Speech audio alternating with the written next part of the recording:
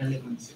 Okay. Unless I have to make the Right, so we're live. So I am going to. Can I put the PowerPoint back up? Is that still going to work? Right. So yeah, I'm going to talk about. Well, just as an overview, there are basically three stages of critical realism because it's a very kind of I was going to say modern, but postmodern philosophy. That's only existed since the 1970s. It's in the last 40 years, it's been developing quite rapidly. So the first stage of critical realism is basic critical realism, which I'll talk about initially. And then I'll probably manage to explain some of it, and you won't have a clue the rest of it, hopefully more forward than the latter. And then I'm going to go into, towards the end, I'm going to go into the developments of critical realism, which are dialectical critical realism, and also the philosophy of meta-reality. And by that point, I'll be very pleased if anyone has any idea what I'm talking about. But bear with me and ask lots of questions if you're not sure. So initially, it's going to help to just tell you where critical realism comes from, because I think that will help explain the purpose of critical realism. This is Roy Bhaskar, who was, his last professorship was here at the Institute of Education.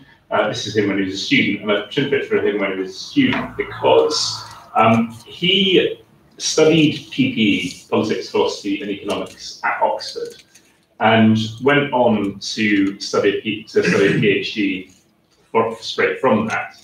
And this was in about 1972, is that right? It's in the early 1970s.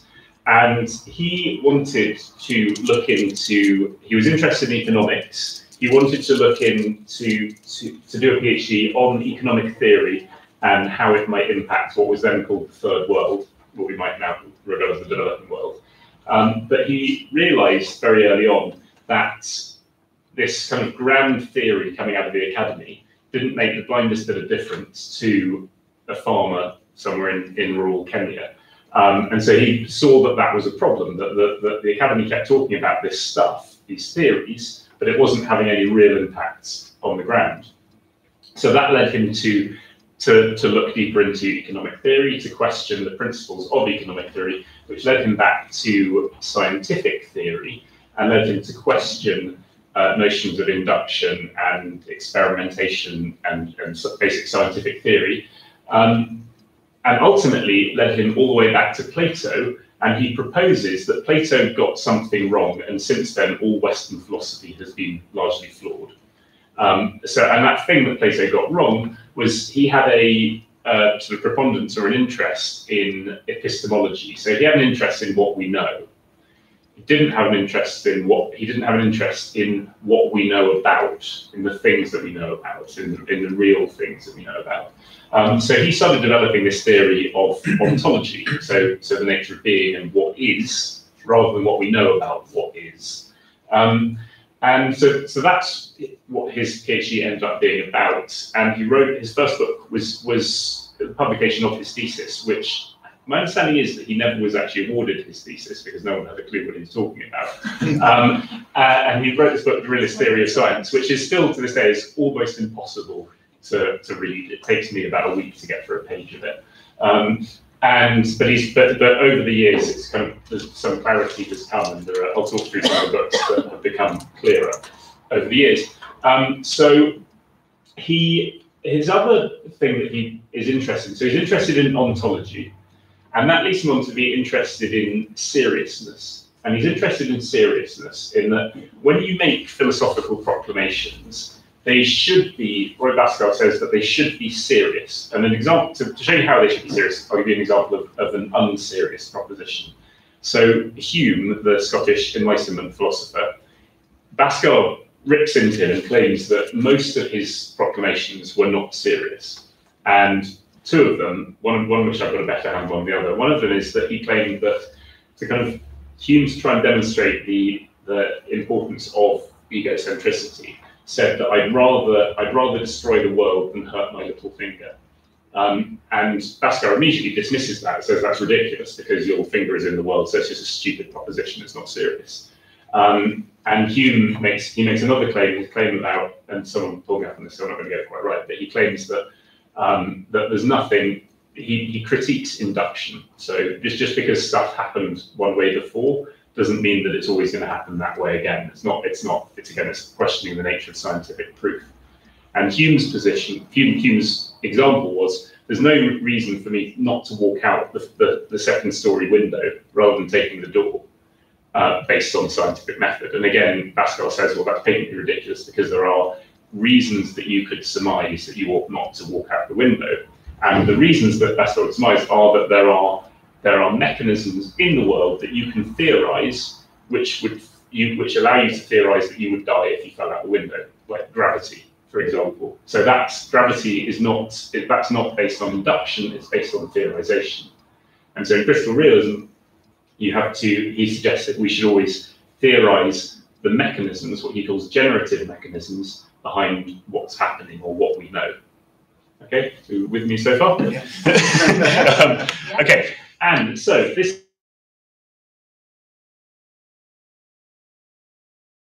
method and the basic critique of the scientific method. And when we're talking about scientific method, he's talking about experimentation. So that's why I put a picture of a conical flask. So the conical flask exists. You've got an inert glass vessel, which the chemist tries to control the environment completely inside that vessel so that he or she can change one factor, and then you can see what happens, and you can theorize that one factor affected the change. Okay, so that's the scientific method. Bhaskar would suggest generally that is never going to be achieved as much as you like, but that's what scientists try and do, and they probably a scientist manages an approximation of that to the point that it becomes useful. And he makes a point, Bhaskar, of saying that science and empirical data is useful, but we need to be critical of how it's derived and what it tells us. He does, however, make the point that in social science, we are always dealing with open systems. So you should never uncritically run an experiment in social science and think that this has happened, therefore it's because of this. You have to theorize what the connection was, and then you can move on. So to allow that theorization, and this kind of starts relating to the paper that John wrote, and this is the most important tenet of critical realism, is there are three domains of the real. That is that the empirical data, what you observe, is different and emerges from what actually happened, and what actually happened is yet different from the real mechanisms behind that actuality. And so again, he talks about the real as real generative mechanisms. Okay. So before we go onto the paper, an example of this, if we're going to talk about the real. So within critical realist ontology, I wouldn't say that this table is real, right? But what is real is the economic processes that drove someone to create and pay for the table. Let's assume this is wood. The process of photosynthesis that created the wood in the first place, the fact that the person that chopped down the tree had eaten their breakfast in the morning and that gave them energy to do it. So all of those things are generative mechanisms. They are real and manifested at the table. So again, all of those things we talk about in critical realism are laminated ontology. So each of those things is real, and you can have an almost infinite number of mechanisms that lead back into the other. So when you're theorizing the real, you often end up with these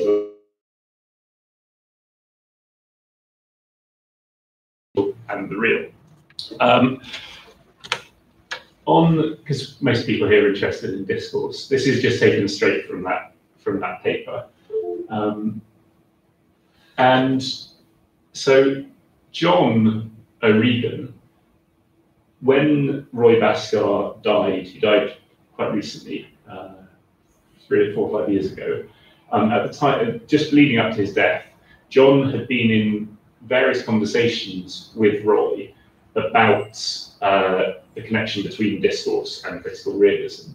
And it seems that from talking to John that this theorization came from that Astar Wright said, well, Astar didn't let you, it was written in a posthumously published book that was written by Melvin Hartwig from his notes, but that this came from conversations with John. So when you're doing discourse analysis, or when I'm doing discourse analysis, I'm going to start at the bottom.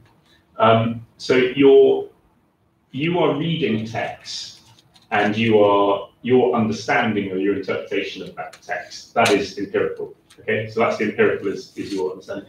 The text, the texts actually exist. They are actually there, but we're not going to call them real for the purpose of this, because the real is the generative mechanism behind the text. And I think generally, certainly from my perspective, if doing discourse analysis, you're interested in that real that is behind it. So in John's paper, he talks about neoliberalism as another form of isms. I'm sure there are things that aren't isms that you might theorize behind it, but that's generally what we would describe as real would be the discourse. So just pause on that. Does anyone have any questions about that at the moment? No? Okay. One thing I'm just going to, we'll talk about for a moment, is all of those things, so neoliberalism, racism, sexism, etc. Even actually, you could argue getting into identity politics and talking about feminism as well, would, from the perspectives of some people, could all be seen in quite a negative light. And critical realism proposes that we tend to live our day-to-day lives in what's regarded as a demi-real world of master-slave. The day-to-day, if you're in a management hierarchy in a university, if you go to a shop in an exchange that you're carrying out, whatever, that could be seen as a master-slave relation. And one of the things that critical realism is trying to do is help us to transcend that. So it's an emancipatory philosophy to see how we can get above or out of that master-slave relation. I've got one question. Yeah. So looking at the real. Yeah. So the discourse that's sort of underpinning the text. Actual the text, and possibly my interpretation of the text. Yeah. How far back do you go with that? Because we can talk about racism and sexism and whatever, but where does that stem from? As in, where do those concepts stem from? So how far you could say, well, that's kind of 20 years. That's it. And I think that the argument would probably be that you go all the way back to Plato. Okay. It's not very practical on the day-to-day. No, but it's not very practical. But you don't have to. And actually, when I get to the end, when I talk about meta-reality, it's going to suggest that there is an answer much closer to home. But I think you can. It's kind of Douglas Adams' is challenge, and and I think this is one of critical realism's greatest weaknesses is it elephant all the way down, and the response, which I've never worked out if it's that satisfactory or not, so the response would be that we're not looking at the elephants, we're looking at the mechanisms that are supporting the elephants. Okay. So you could argue we're looking at something different here. We're looking at the ontology of them. Sense. I know what you mean. I'm never that satisfied with that. Yeah. Also, page of his paper. Yeah. Where he talks about stage 1, stage 2, stage 3. Where's that? Yeah. I think it's very similar to what I don't have the page. No? Oh yes, yeah.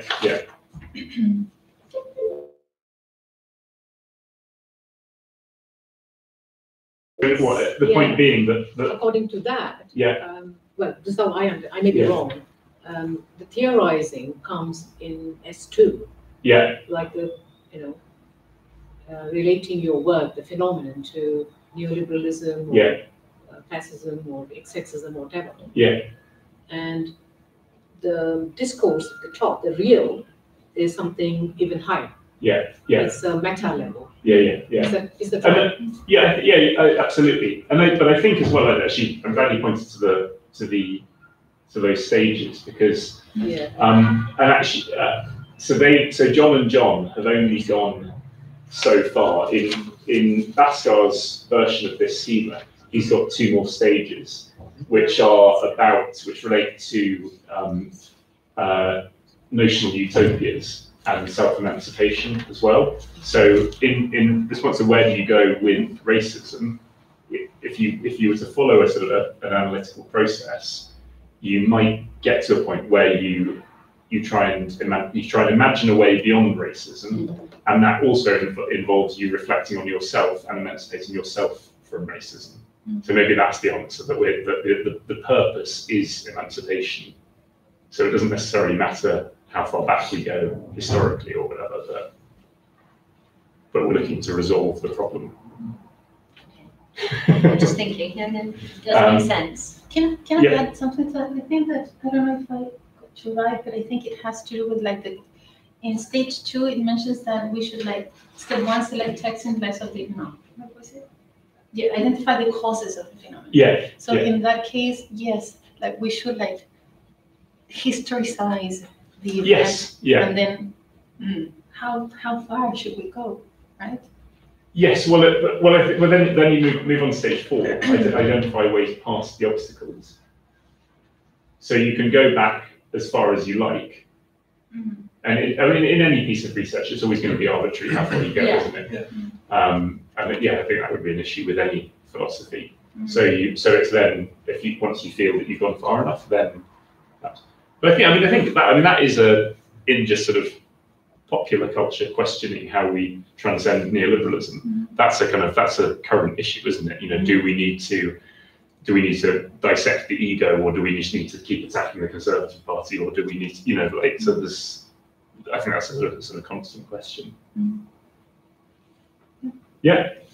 Right. What am I doing? Oh yes. So I'm just going to dwell a little bit on. So Bhaskara writes 3 times in his extensive works. He says that a theory of discourse that brings in the semiotic triangle needs to be developed within critical realism. So you're probably all familiar with the semiotic triangle, but the word or the text is different from its meaning and is different from what it refers to. So he suggests that we need to bring in a theory of this within critical realism, and to be able to understand discourse. And that is what I've tried to do with my research, but this is not moving on to my research yet. Another interest of critical realism is in structure and agency, and bear in mind that critical realism it's certainly informed by Marxism, but might be said to be post-Marxist, because Marxists are often trapped within structures. So you don't, the human doesn't exist, the agency doesn't exist to some Marxists. And so Bhaskara resolves this, I think, quite satisfactorily by suggesting that with the transformational model of social activity, that society and individuals affect each other, are emergent from one another. So this would be one of the generative mechanisms that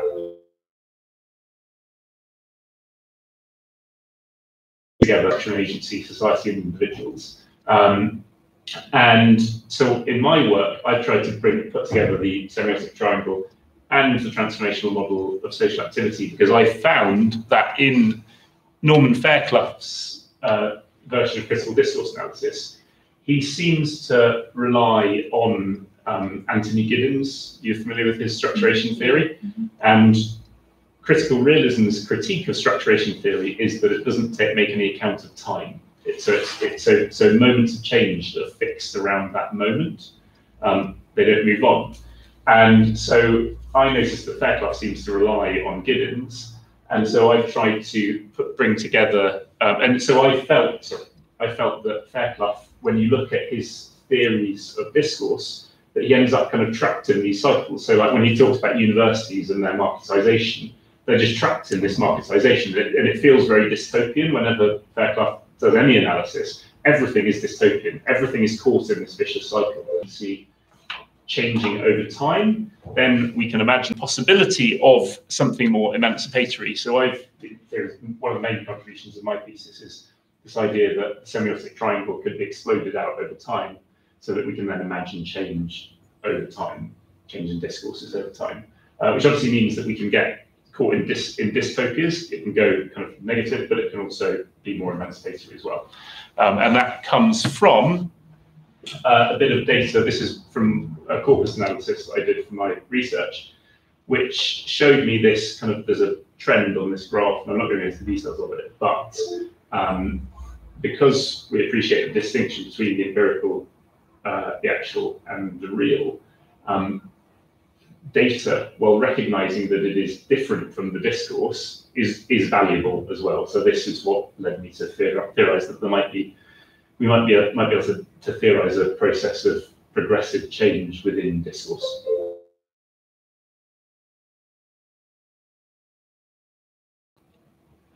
So that was basic critical realism that I've talked about so far.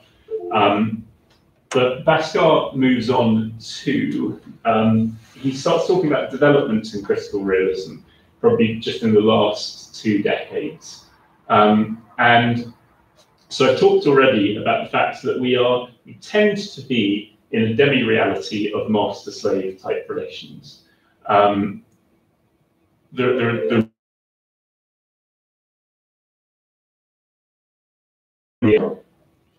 Global warming, the decoupling of economics from day-to-day life, through the financialization of the economy, etc., that we're caught up in a crisis system. And he actually, going back to your problem, where does this go back to? He shows that there are 7 crises within Western philosophy, 7 fallacies within Western philosophy, and he relates this crisis system, so 7 fundamental problems within society, to these crises. So you always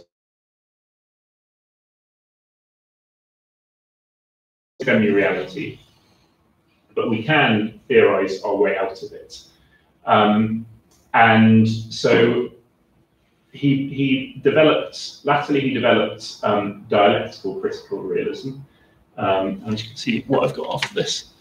Yeah, I'll just go on this a bit. So he developed dialectical critical realism, which is anyone here familiar with Hegel?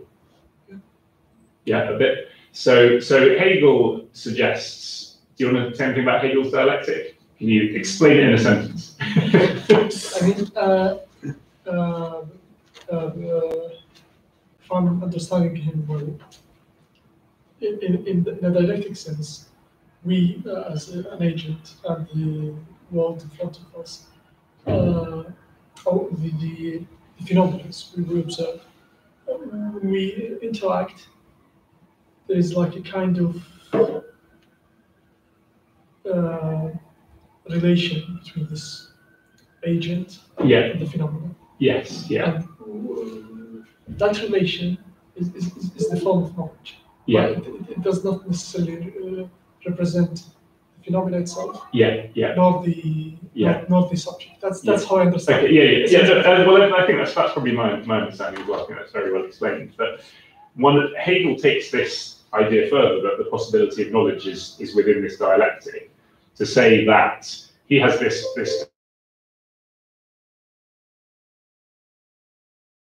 and the only reason that the last person doesn't kill the person, the only reason the last person doesn't kill the weakest person, is because the possibility of knowledge relies on them keeping that person and enslaving them. So it's this very bleak view of the world when it comes down to it. Bhaskar essentially, and I think I'm not going to manage to go into this, but he essentially says, well, that's not the case, that it's more emancipatory, that if we see ourselves as universally in a dialectic together, then we don't have to force ourselves to kill and enslave everyone. Yeah. So he then talks about meta-reality. So the final development of critical realism is meta-reality, and that is non-duality. And I'm just going to give you a few kind of thought experiments to demonstrate that he uses to demonstrate the existence or the aha moment. So the eureka moment is when you might have been reading loads of books, you might have been doing loads of studying, but the moment that you realize something, that you come to a revelation, it's not in exactly the same. It's often not in exactly the same moment as you reading all of the materials that you've read, or you having all the experiences in the world. So you have all these experiences, and then without your knowledge of it being processed, something is processing that information, and then the eureka moment emerges. So that's emerged from something that you're not conscious of. So it's emerged from your unthinking self. So there's someone else there that you don't know. That's his suggestion. And he goes on to say that in these moments, the semiotic triangle collapses, and reflecting on this, we see that being is intrinsically meaningful and valuable, or enchanted. So this is where, in his final stage of critical realism, through developments within Western philosophy, he gets towards something that sounds much more Eastern in terms of its that's what I felt. Yeah. Reading this. Yeah. I was going to ask you that question, whether he had any influence from Indian philosophy. He talks about. I mean, he must have done, surely, but he, in his theory, he doesn't seem to have used it to get there. Right.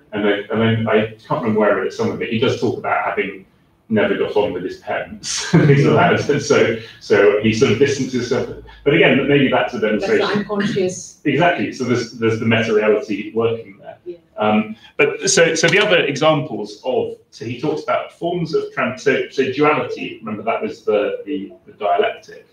So or the master-slave relation. So I'm just going to give you 4 more examples of where we transcend that, or where moments of unthinking. So transcendental identification in consciousness, this relates to that bit of the semiotic triangle collapsing. If we're talking, or even if I'm talking about the shared experience in what's happening. So our egos have transcended, or we've transcended our egos. Something has transcended our egos, and we experience that through this shared moment, this immediacy of connection. Transcendental agency. 2 prime examples of this are: you might have tied your shoelaces, and immediately you can't remember having done it. So you do it. So you tie your shoelaces in a moment of unthought. So again, your meta-real self has tied your shoelaces for you. It's outside of your consciousness.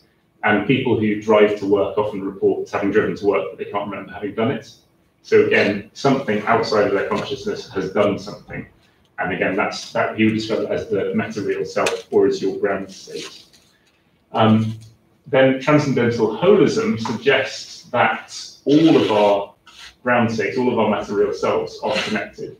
And I've got a picture of a crowded street here. If you walk down Oxford Street, no one has consciously communicated, but no one's bumped into anyone else. So again, there's some form of communication going on outside of our consciousness. And again, people talk, one of the arguments against everything that I'm saying is when people have bouts of schizophrenia or madness, or whatever you want to call it, and they hear many voices. And his retort to that is, who's hearing those voices?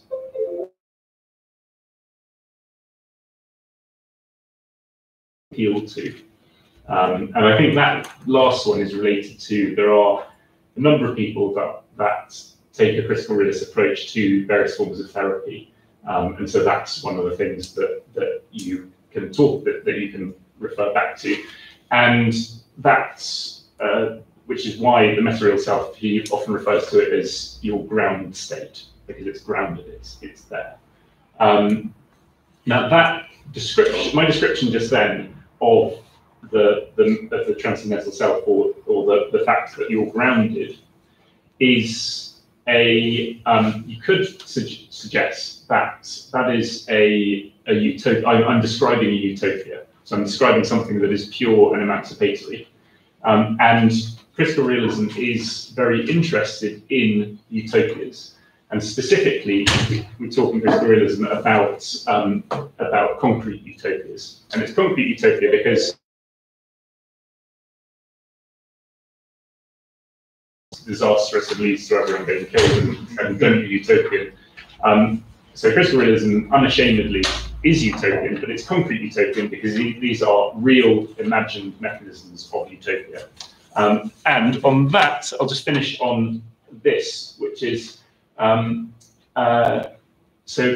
just before you read this, as I was saying at the beginning, there's an argument that all good research, all good science, all good social science is critical realist. So, or has always been critical realist. So if you are a scientist who works in a lab, if you are a truthful scientist, you never think that you've arrived at proof of something. You're always testing to see if it's untrue. That's good science. Now, more often than not, certainly when we get science reported in the media from positions of proof, so that's bad science. And this is an example of social science where James Baldwin is, I would argue, is describing a concrete utopia. So I'll let you read that for a moment.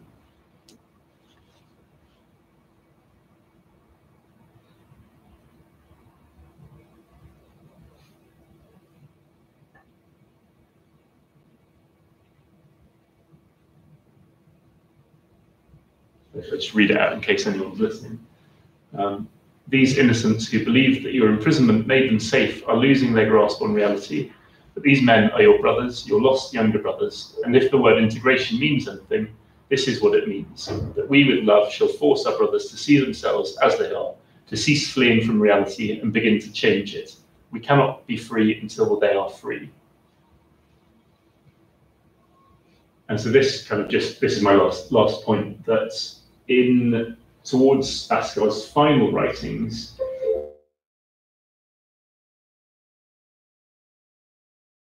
to love, and the ground state might be best described as love.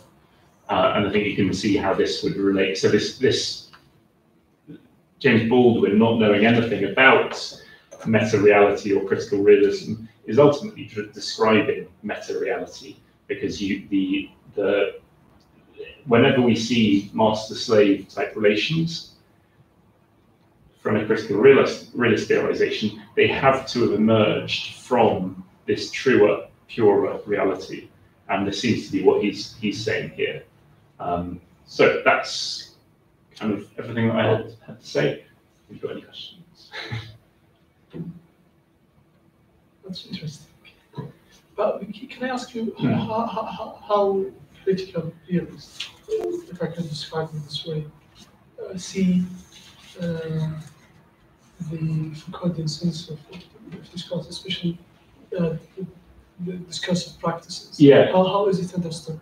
So in that sense. So I mean, I can speak from my kind of personal experience that I would have described myself as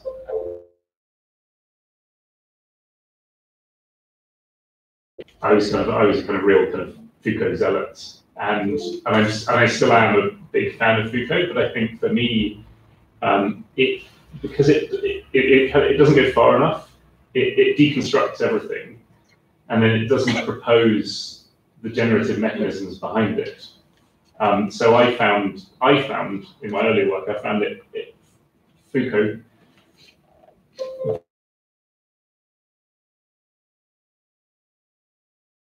able to propose something, which is common among post-structuralists in general. Yeah, that's what was the problem with folklore, with Derrida, with all these names. Yeah, they always question things. Yeah, but there isn't something.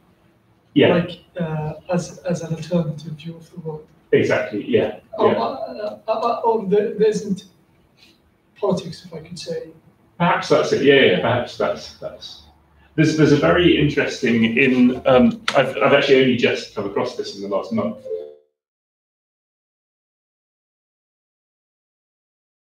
This one here from Science to Emancipation. There's a if you're interested in post-structuralism, there's a debate between Ernesto Laclau, who wrote Hegemony and Socialist Strategy, where they took, so Laclau takes post-structuralism kind of as far as it could possibly go. And in this, there's a debate between Bhaskar and Laclau about the meaning of the two.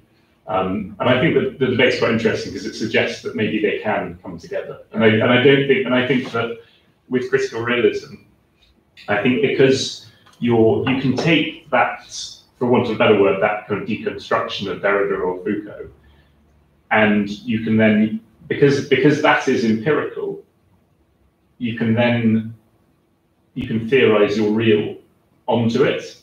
So it doesn't discount it. It just says you've got to use that to then make your theory.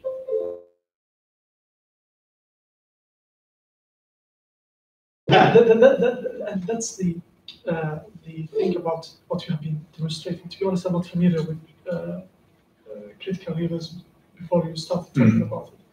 But one of the problems about Foucault, if I could say, that they just keep denying these structures. Yeah. And they can't understand. We as researchers, as those who want to do empirical work, we need these structures to make sense of the work. Yeah. So having these three levels, or if I could say that these three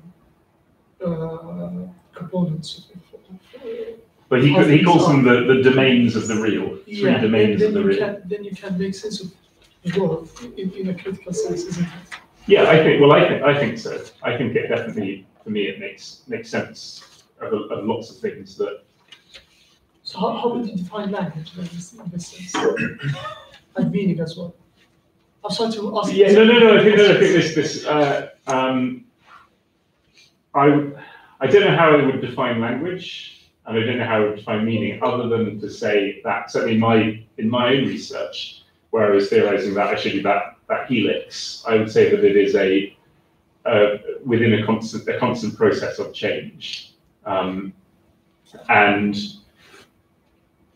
I think that meaning as well. That meaning is he might argue.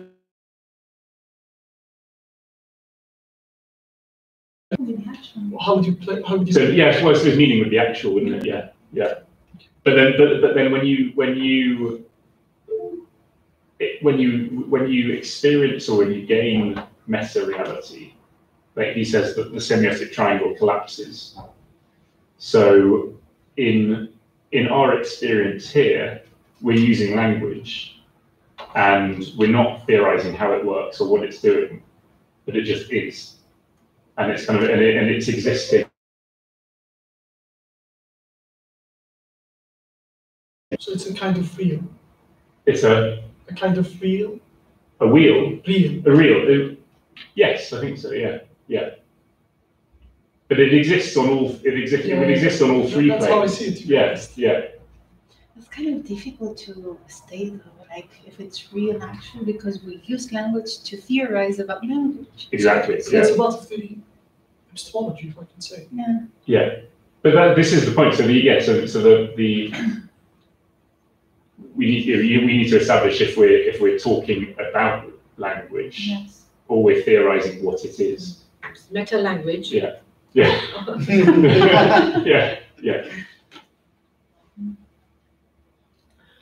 Also, No, keep going.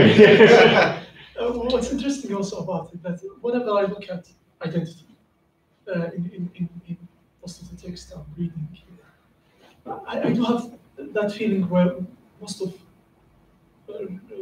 researchers, if I could say, philosophers sometimes, are engaged with this question.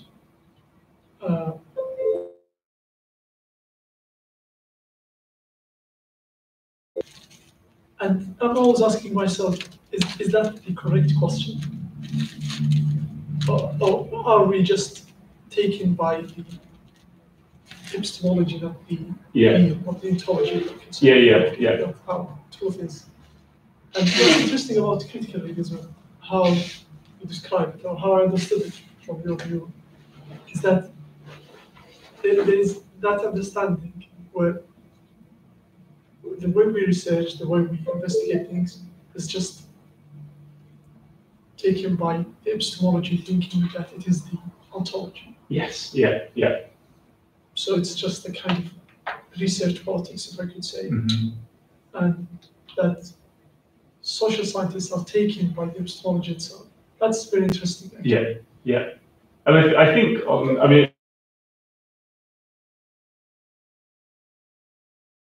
make of what would he make of current identity politics? Yeah. And I think that he would probably see the need to theorize, say if we were to look at, I think you could look at them on different levels. So let's say Black Lives Matter. I think he would recognize racism as a real mechanism that has real effects in the world. And so a response to that perhaps is,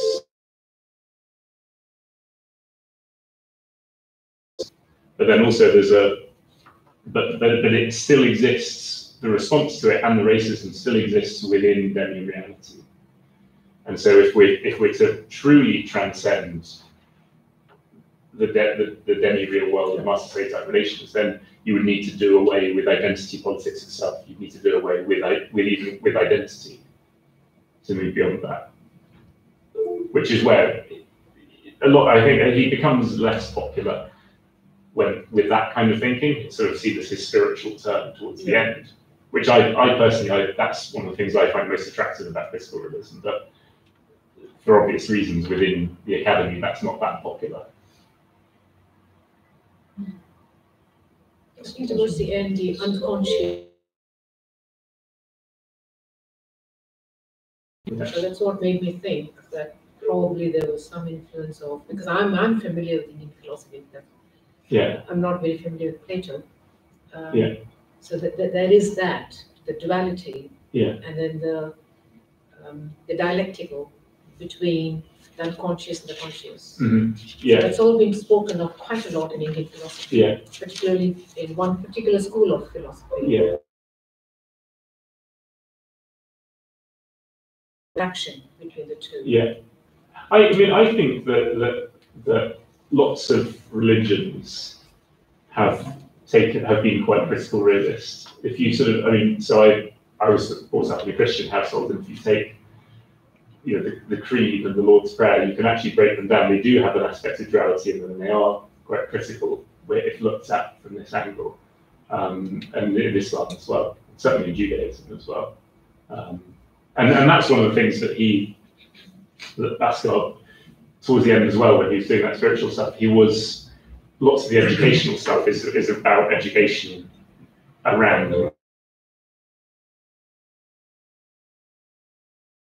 a force for unifying disparate religious thoughts. I was thinking of Christianity as a Holy Trinity, these real, actual. What's God? The empirical, maybe. Where's Jesus? Well, God is the collapsing. God is like language. Yeah. Also the 3 levels, I think. That's nice, and God is language. I think you do need a break.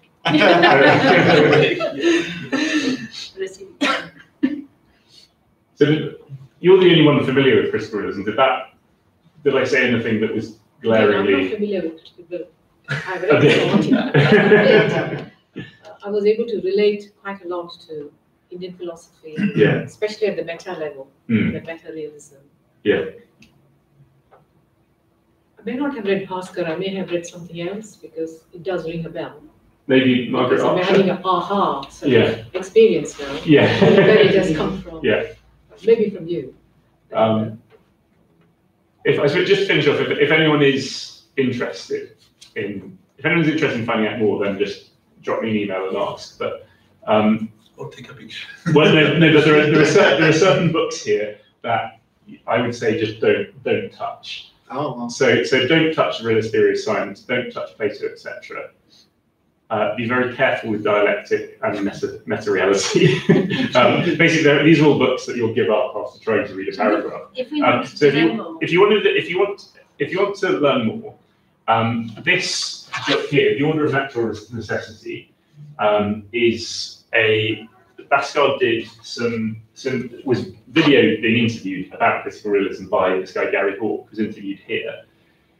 And they put the videos online, and for whatever reason, the sound's not very good, and you can't really hear them very well. But Gary has since transcribed all of those. So the Order of Natural Necessity, a kind of introduction to critical realism, is a very readable, easy introduction that you can read without having to go back and reread every paragraph 20 times. And so I would start with that. And then Enlightened Common Sense was written from Roy Pascal's notes, and was written posthumously by Mervyn Hartwig, who's another critical realist. And so if one were to be unkind, it's much easier to follow because it wasn't written by Roy, who's kind of infamously quite bad at writing. So that would be my next one. You want to have at hand all the time the Dictionary of Critical Realism, because it's taking a completely different slant on philosophy, or specific to it, which is applied, because once you know what they're talking about, then it saves them writing 5 more pages. But it does mean that it's helpful to have the dictionary to turn to. And if anyone wants that, I think I've got a Word copy of it, which is allowed to be shared. So if anyone wants that, I can share it. Thank you so much. You made that actually a lot easier to understand. Yeah. Yeah, you have actually made it quite clear. Didn't want to go and think about it, but yeah. really helpful. And the article was fantastic, I thought. Yeah, it's good, isn't it? The article's really good. Yeah. I think it was a good selection of an article. Yeah. Well, it relates it to discourse, and there's not much. There's not much on discourse, as I say. So. Yeah. Yeah.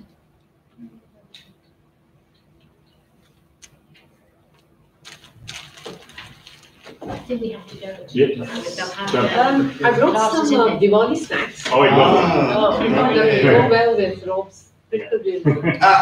So please help yourselves.